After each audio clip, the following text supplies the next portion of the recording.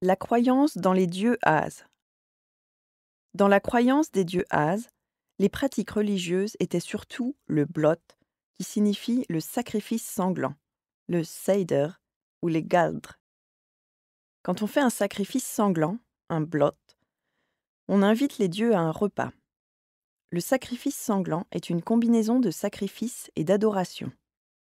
Cet acte pouvait être pratiqué plusieurs fois au cours de l'année, dans la vie quotidienne et lors de fêtes, mais certains blots étaient plus solennels et le sacrifice le plus important qui intervenait annuellement était le Midwinterblot, le sacrifice du milieu de l'hiver, aussi nommé le blot de Noël.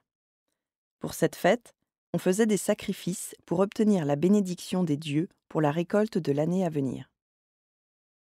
Un autre sacrifice important était le Dísablot, un blot dédié aux femmes déesses, les Dís.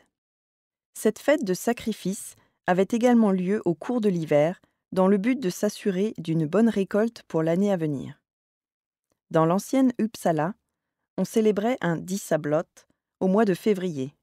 Le Dísablot a été décrit dans plusieurs contes islandais. Un autre acte religieux important dans la croyance dans les dieux As était le seider. C'était un art magique plutôt réservé aux femmes, dénommé les völvas.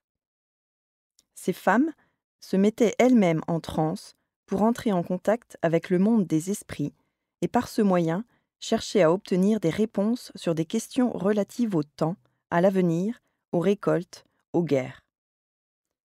Pour se mettre en transe, la völva avait pour son aide un groupe de femmes qui créait une sorte de chœur.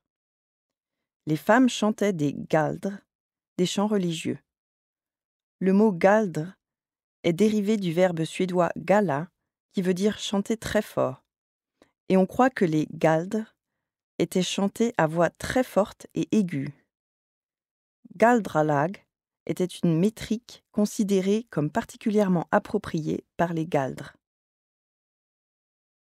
Les femmes de Seider, les völvas, étaient probablement une sorte de voyantes ambulantes qui allaient de ferme en ferme pour offrir leurs services.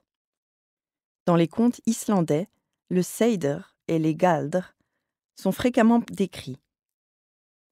En plus de chercher des réponses aux questions pour l'avenir, les völvas pouvaient influer sur les événements à venir, par exemple en accordant une protection ou en provoquant des rencontres amoureuses.